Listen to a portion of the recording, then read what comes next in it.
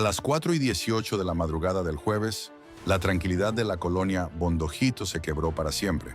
Detrás de ella, 10 millones de pesos mensuales, ficha roja de Interpol y el criminal que nadie pudo encontrar durante 5 años. Felipe el Gordo no parecía narco, sin tatuajes, sin lujos, sin violencia, pero controlaba más droga que los cárteles tradicionales. ¿Cómo un peruano con alerta internacional vivió en CDMX sin que nadie lo detectara? ¿Qué funcionarios lo protegían? Harfuch lo cazó, pero lo que encontraron en su memoria USB va a aterrorizar a todo México. Esto es lo que no quieren que sepas. Felipe Ramírez Sánchez no parecía un narcotraficante. A sus 42 años, este ciudadano peruano naturalizado mexicano había logrado algo que pocos criminales consiguen: pasar completamente desapercibido, sin tatuajes visibles, sin joyas ostentosas, sin el estereotipo del narco de película. Vestía camisetas manchadas de grasa, pantalones de mezclilla desgastados y zapatos deportivos baratos. Para sus vecinos, era simplemente Felipe, el tipo callado que vivía en el departamento 26 y que nunca causaba problemas. Pero detrás de esa fachada de hombre común, se escondía una mente criminal extraordinariamente sofisticada. Felipe no era solo un distribuidor de drogas, era el arquitecto de una red de narcomenudeo que había logrado operar durante años sin levantar sospechas, sin enfrentamientos violentos, sin llamar la atención de las autoridades. Su método era tan simple como efectivo: invisibilidad total. Lo que las autoridades descubrieron en su departamento esa madrugada del jueves cambiaría para siempre la percepción sobre cómo opera el narcotráfico en las grandes ciudades. Sobre una mesa de madera barata, una balanza electrónica aún marcaba 400 gramos. A su lado, bolsas de plástico transparente contenían polvo blanco cristalino, metanfetamina de alta pureza. Una pistola calibre .38 yacía cargada, con el seguro quitado, lista para ser usada. Pero Felipe nunca tuvo la oportunidad de alcanzarla. La ficha de Felipe en los archivos de Interpol contaba una historia diferente. Ficha roja por delitos relacionados con narcotráfico y evasión fiscal en Perú. Conexiones documentadas con redes de exportación de cocaína. Vínculos con organizaciones criminales que operaban entre Lima, Bogotá y Ciudad de México. Sin embargo, durante más de 5 años, había logrado vivir y operar en territorio mexicano sin ser molestado.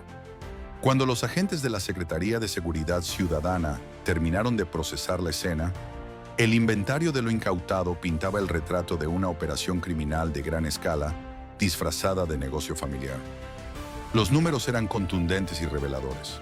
Más de 200 gramos de metanfetamina en estado puro, dividida en pequeñas bolsas listas para la venta. Cada bolsa contenía exactamente 0,5 gramos, el peso estándar para la venta al menudeo en las calles de la capital. El valor de mercado de esta cantidad superaba los 150,000 pesos, pero su verdadero valor radicaba en lo que representaba: una cadena de distribución perfectamente organizada, 150 dosis de cocaína en piedra, conocida en las calles como crack, empaquetadas en pequeños envoltorios de papel aluminio. Cada envoltorio llevaba una marca distintiva, una pequeña G dibujada con marcador negro.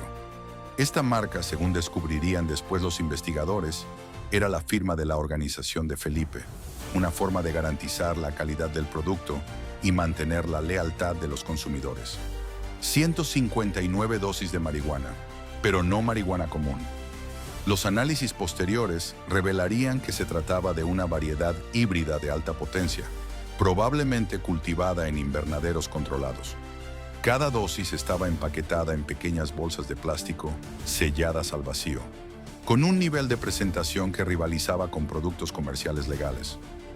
2 armas de fuego, la pistola .38 encontrada sobre la mesa y una segunda arma, un revólver .22, escondida dentro de una caja de cereal en la cocina. Ambas armas tenían los números de serie limados, una práctica común en el mercado negro de armamento. Junto a las armas, 100 cartuchos útiles de diferentes calibres, almacenados en cajas de munición profesionales.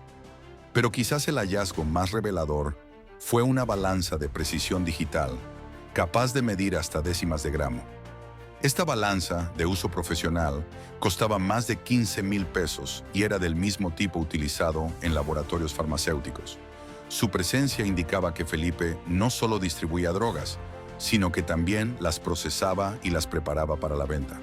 Una libreta de pasta dura, con más de 200 páginas escritas a mano, contenía lo que parecía ser el registro completo de las operaciones de Felipe. Nombres, fechas, cantidades, precios, ubicaciones.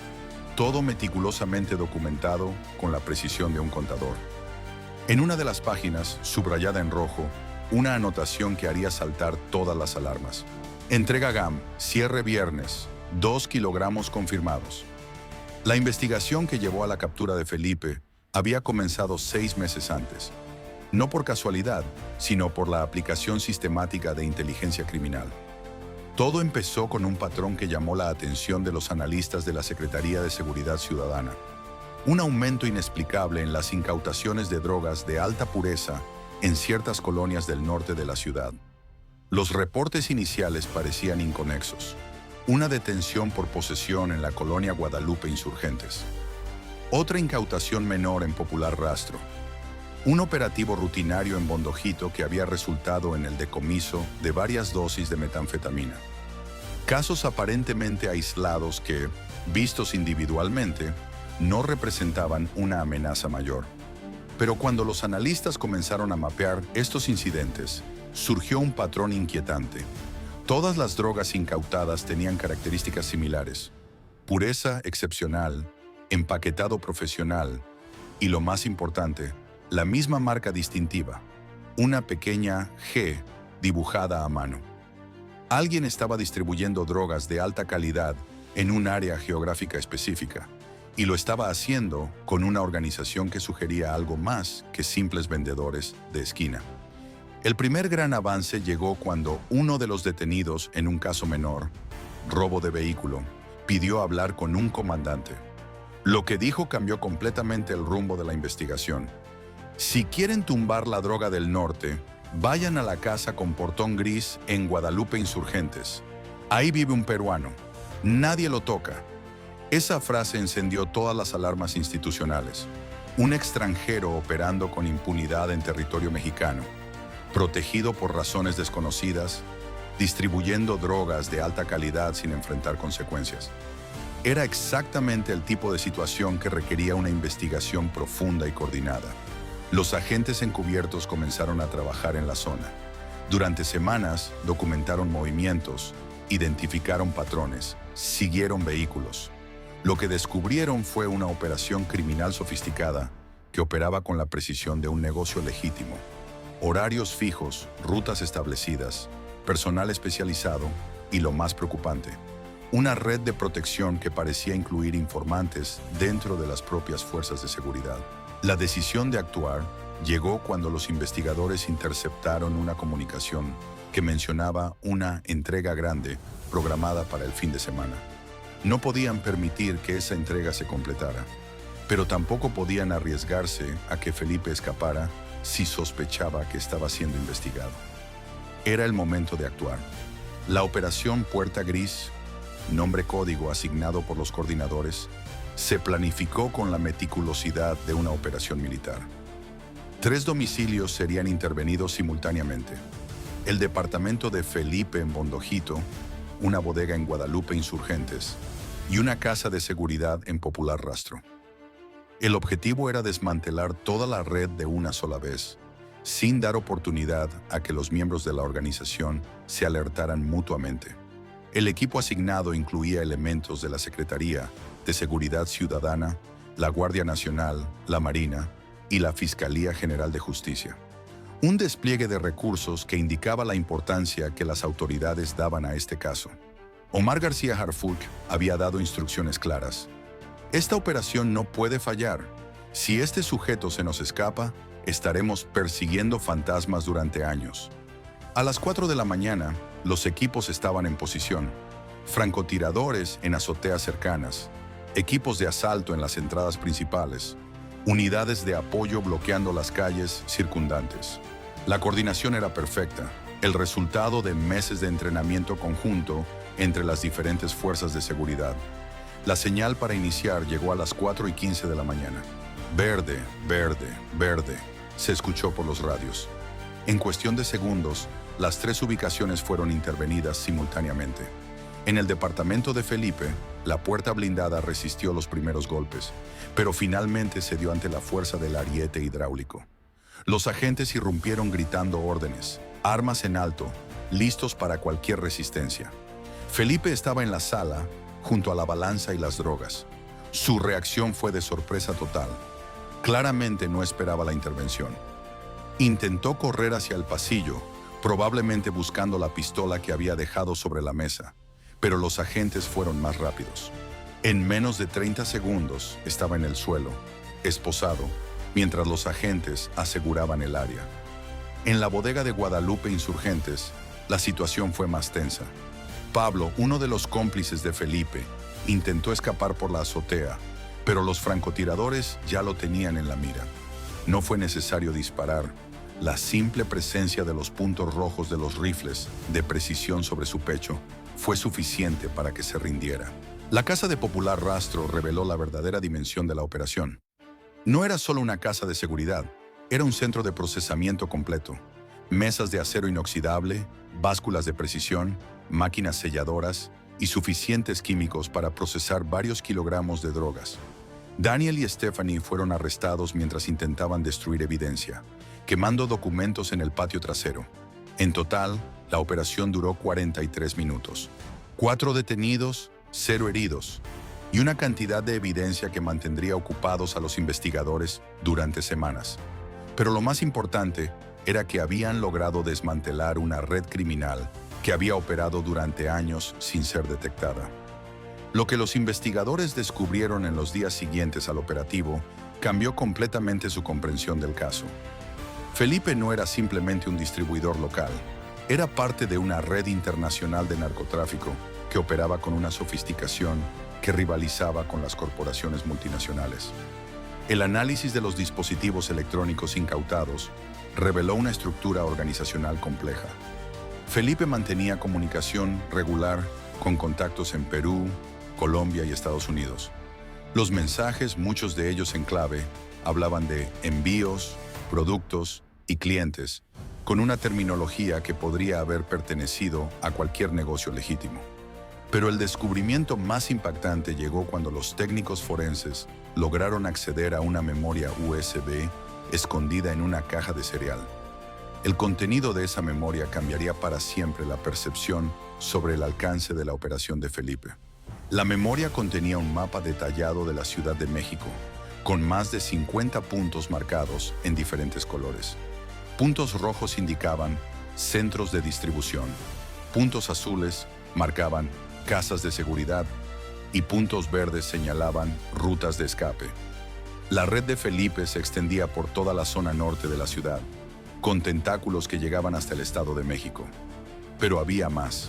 Documentos que detallaban acuerdos con otros grupos criminales, contratos de suministro con proveedores internacionales y, lo más preocupante, listas de funcionarios públicos que aparentemente recibían pagos regulares a cambio de protección. Nombres, cargos, montos, fechas de pago. Una contabilidad criminal meticulosa que implicaba a docenas de personas en diferentes niveles de gobierno. Los registros financieros mostraban que la organización de Felipe manejaba más de 10 millones de pesos mensuales. No era dinero de narcomenudeo callejero, eran cifras que correspondían a una operación de distribución mayorista. Felipe había logrado posicionarse como intermediario entre los grandes cárteles y los vendedores locales, tomando una comisión de cada transacción sin asumir los riesgos de la producción o la venta directa. El análisis de las comunicaciones reveló algo aún más inquietante. Felipe había estado planeando expandir sus operaciones a otras ciudades: Guadalajara, Monterrey, Tijuana. Tenía contactos establecidos, rutas planificadas y personal listo para ser desplegado. Su arresto había interrumpido lo que podría haber sido la creación de una red nacional de distribución.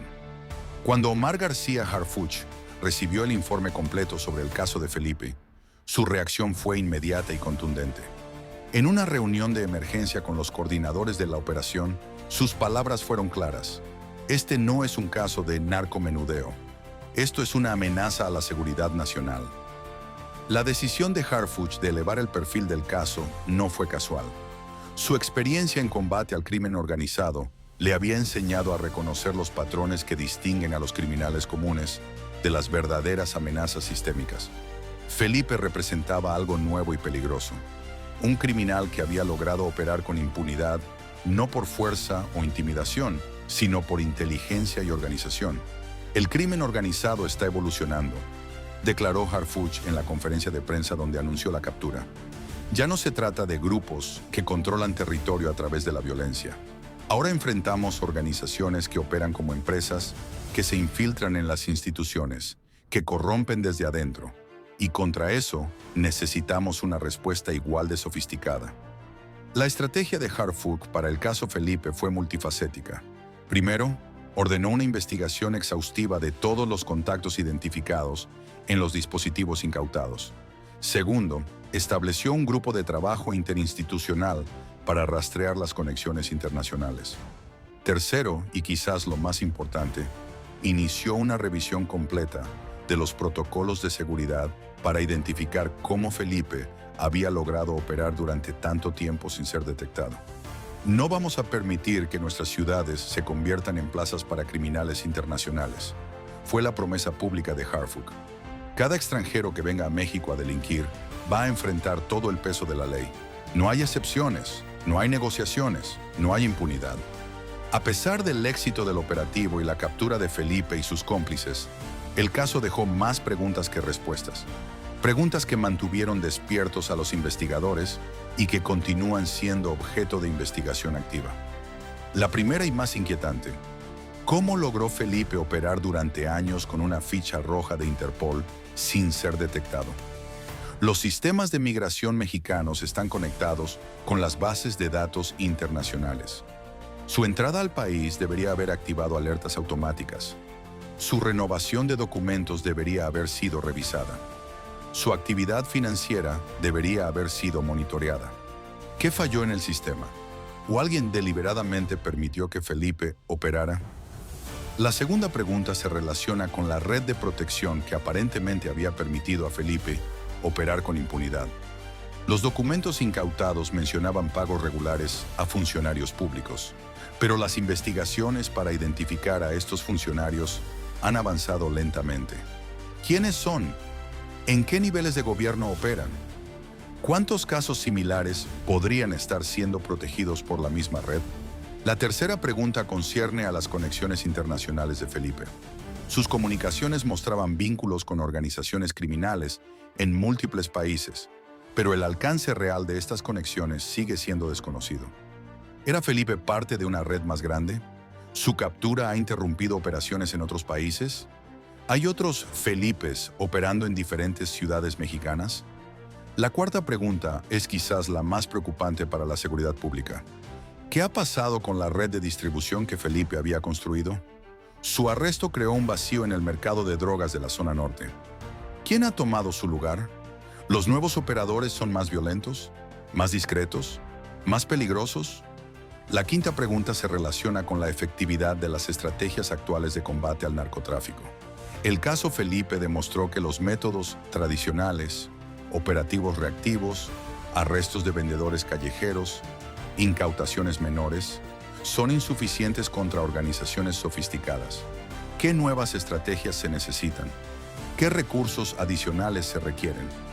¿Cómo se puede prevenir la aparición de futuros Felipes? Estas preguntas no son meramente académicas. Son cuestiones urgentes que requieren respuestas para proteger la seguridad de millones de mexicanos. Y mientras las investigaciones continúan, la amenaza de organizaciones criminales sofisticadas sigue creciendo. El caso de Felipe el Gordo Ramírez Sánchez no es solo una historia de éxito policial, es una ventana a una realidad que muchos prefieren ignorar. El crimen organizado ha evolucionado, se ha sofisticado, se ha adaptado a los tiempos modernos. Y nuestra respuesta como sociedad debe evolucionar también. La captura de Felipe fue posible gracias al trabajo coordinado de múltiples instituciones, la aplicación de inteligencia criminal avanzada y el liderazgo decidido de Omar García Harfuch. Pero también fue posible gracias a la participación ciudadana, a los vecinos que reportaron actividades sospechosas, a los informantes que proporcionaron datos cruciales. El trabajo de Omar García Harfuch y su equipo en el caso Felipe es un ejemplo de lo que se puede lograr cuando se combinan recursos adecuados, estrategias inteligentes y voluntad política. Pero también es un recordatorio de que este tipo de operaciones deben ser la norma, no la excepción. ¿Qué opinas sobre el caso de Felipe el Gordo? ¿Crees que las autoridades están haciendo lo suficiente para combatir este tipo de organizaciones criminales? ¿Qué medidas adicionales consideras necesarias? Déjanos tu comentario y comparte tu perspectiva. Y si quieres mantenerte informado sobre los casos más importantes de seguridad en México, no olvides suscribirte a nuestro canal y activar las notificaciones. Cada semana traemos análisis profundos de los operativos más relevantes, las estrategias de las autoridades y el impacto real de estas acciones en la seguridad de nuestras comunidades. Porque la información es poder, y el poder informado es la mejor herramienta que tenemos para construir un México más seguro para todos. La historia de Felipe el Gordo ha terminado, pero la lucha contra el crimen organizado continúa. Y en esa lucha, cada uno de nosotros tiene un papel que desempeñar.